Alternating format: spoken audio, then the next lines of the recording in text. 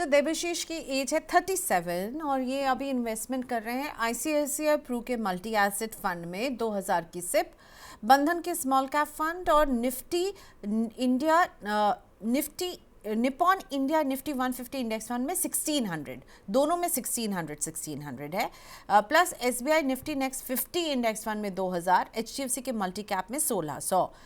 पूछ रहे हैं कि 24 साल तक मैं निवेश करने वाला हूं, कितना कॉर्पस मैं इकट्ठा कर पाऊंगा इस इन्वेस्टमेंट के साथ, और जो पोर्टफोलियो है जिसमें हमें नज़र आ रहा है कि एक मल्टी एसेट फंड है आईसीआईसीआई का, बंधन का स्मॉल कैप फंड है, निपॉन इंडिया का निफ्टी 50 इंडेक्स फंड है, एसबीआई का निफ्टी नेक्स्ट 50 है, एचडीएफसी का मल्टी कैप है। कैसा लग रहा है आपको इनका पोर्टफोलियो? देखिए, एक्टिवली मैनेज जो फंड्स है वो तो काफी अच्छे लग रहे हैं, उसमें कोई दिक्कत लग नहीं रही है, हो सकती है।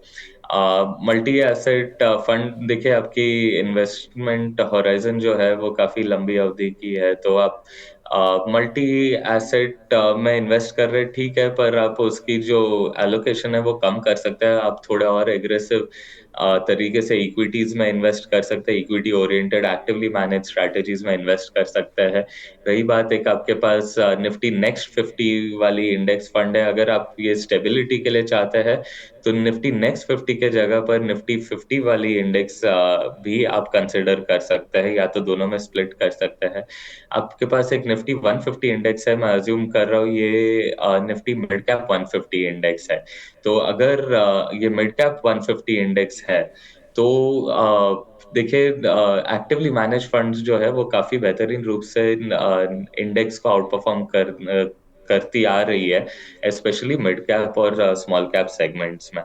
तो यहाँ पर आप एक्टिवली मैनेज फंड ऐड कर सकते हैं, यहाँ पर आप Edelweiss mid cap, Motilal mid cap जैसे फंड्स देख सकते हैं। आपको स्मॉल कैप की मात्रा भी थोड़ी बढ़ा सकती है, एलोकेशन आप बढ़ा सकते हैं।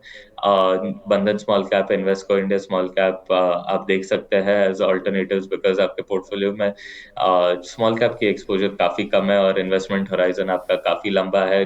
चाहे वो वोलेटाइल भी हो, ओवर अ लॉन्गर पीरियड ये वोलेटिलिटी जो है वो स्मूदन आउट हो सकती है। बंधन स्मॉल कैप ऑलरेडी अगर आपके पास है तो आप यील्ड वाइज की स्मॉल कैप और इन्वेस्को स्मॉल कैप फंड्स भी देख सकते हैं और इंक्रीमेंटल एडिशन के लिए।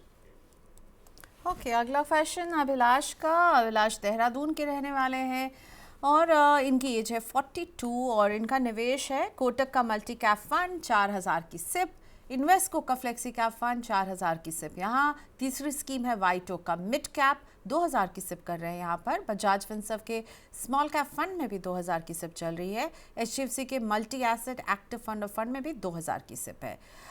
इस पोर्टफोलियो को ये 18 से 20 साल तक चलाने वाले हैं। क्या लॉन्ग टर्म के लिए ये पोर्टफोलियो ठीक है, इसे कंटिन्यू करें, या इसमें नीरव आपकी तरफ से कुछ चेंज होगा? अभी 14,000 की सिप कर रहे हैं। देखिए, 18 से 20 साल की जो अवधि है वो काफी अच्छी है, पर मैं ये कहना चाहूंगा कि जब बन पड़े ये एसआईपी को स्टेप अप कीजिए।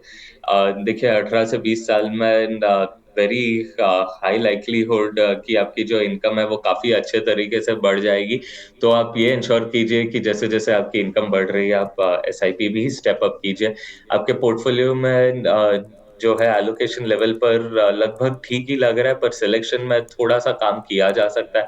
Kotak multi cap, Invesco flexi cap, WhiteOak mid cap, ये तीन काफी अच्छे फंड्स है, आप ऐसे कंटिन्यू कीजिए, बेशक कोई दिक्कत नहीं है।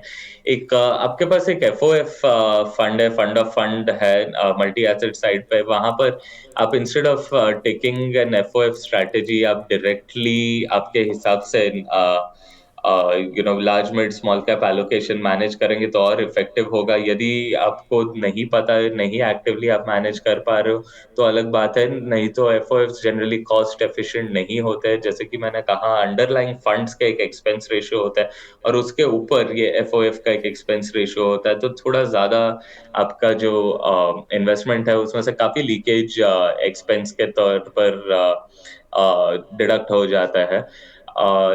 आपको कोर मल्टी एसेट फंड्स देखने चाहिए लॉन्ग टर्म के लिए, अगर आप रिस्क एडजस्टेड रिटर्न्स चाहते हैं। फिर भी आप तकरीबन 15% तक इसे कैप कर सकते हैं एक्सपोजर को। आईसीआईसीआई प्रूडेंशियल की मल्टी एसेट फंड काफी अच्छी है, एचडीएफसी मल्टी एसेट फंड भी बहुत ही अच्छा है।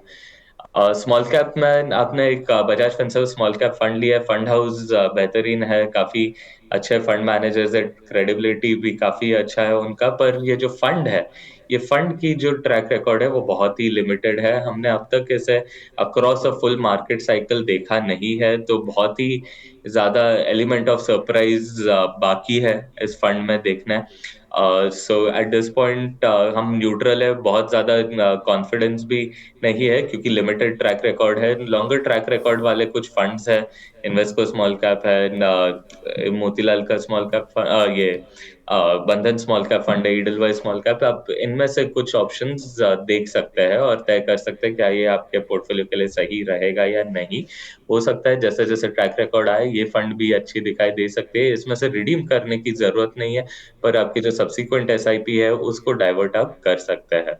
लार्जली आपकी पोर्टफोलियो बहुत अच्छी है, जितना हो सके आप स्टेप अप पर ध्यान दीजिएगा, आपका जो टारगेट अमाउंट है आप उससे काफी करीब पहुंच सकते हैं। ओके, सो अच्छा पोर्टफोलियो है, जो चेंजेस कर सकते हैं वो आपको बता दिया है यहाँ नीरव ने। नेक्स्ट क्वेश्चन हम लेते हैं श्रीनू का। लाइव क्वेश्चन है ये। श्रीनू की एज उन्होंने हमें बताई है 39 और ये इन्वेस्टमेंट अभी कर रहे हैं निपॉन के लार्ज कैप में 3,000, पराग पारी के फ्लेक्सी कैप में 4,000, मोतीलाल के मिड कैप में 3,000, इन्वेस्को के स्मॉल कैप में 3,000 और कोटक का गोल्ड एंड सिल्वर फंड है 16,000 की सिप चल रही है। तो एक लार्ज कैप है, फ्लेक्सी कैप है पराग पारिक का, मोतीलाल का मिड कैप, इन्वेस्को का स्मॉल कैप, कोटक का गोल्ड एंड सिल्वर फंड। आप थम्स अप देंगे श्रीनू के इस पोर्टफोलियो को या कुछ ट्वीक करेंगे? सो देखिए, एलोकेशन लेवल पर तो वेल डाइवर्सिफाइड है और फंड सिलेक्शन लेवल पर भी बहुत ही अच्छा है। दिस इज आज के शो में this is probably the only portfolio जहां पर मैं कोई चेंजेस रेकमेंड नहीं करूंगा, unless allocation level, risk appetite और होराइजन को देखते हुए करना हो। वो हुआ तो उनको पर्सनली वो देखना है बिकॉज लिमिटेड इन्फो है, but largely well diversified strong portfolio, very good selection. Fantastic Srinu, आपका पोर्टफोलियो ऑफ द डे है हमारे शो में।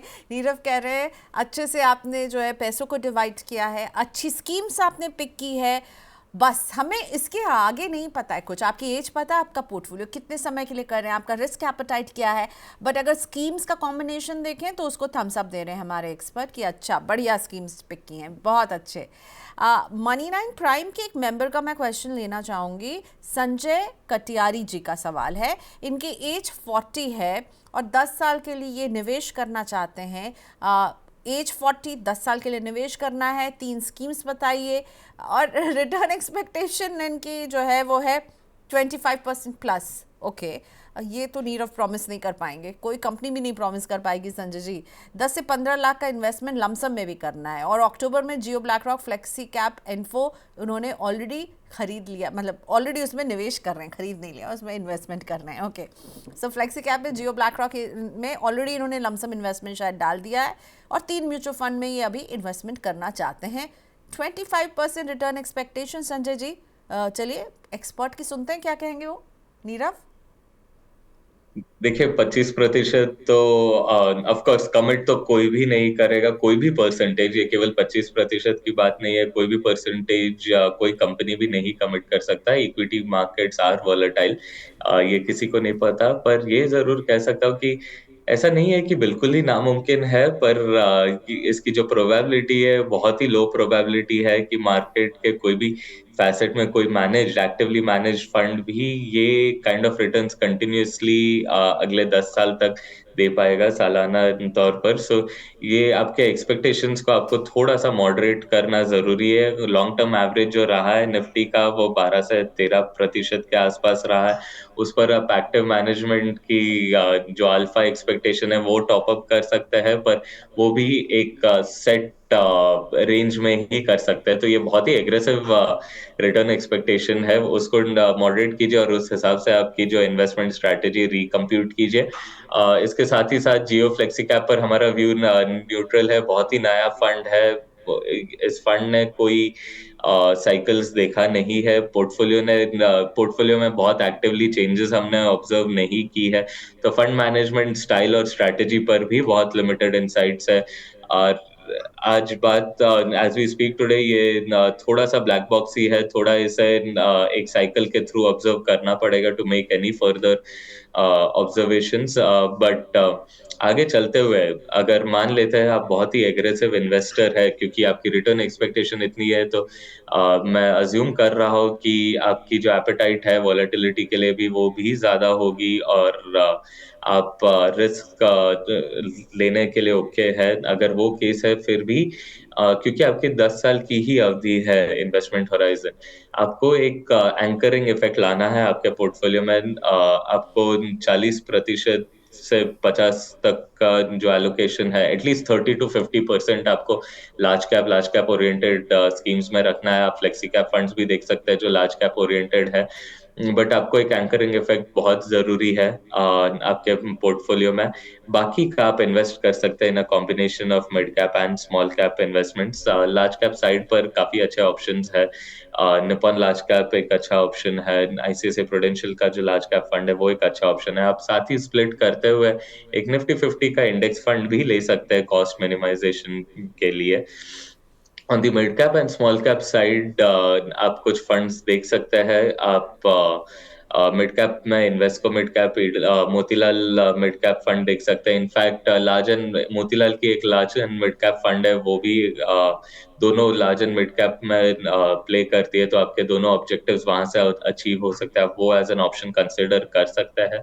स्मॉल कैप में Invesco small cap, Edelweiss small cap, बंधन स्मॉल कैप कुछ अच्छे कंटेंडर्स है जिसे आपको एक बार ही देख लेना चाहिए। हो सके तो आपके पोर्टफोलियो में एक 10% तक का एक कुशन भी जरूर बना लीजिएगा कमोडिटीज प्रेशियस मेटल्स के तरफ। चाहे 50-50 सही, 5-5% ही सही, पर गोल्ड सिल्वर का एक्सपोजर भी जरूर ऐड कर दीजिएगा।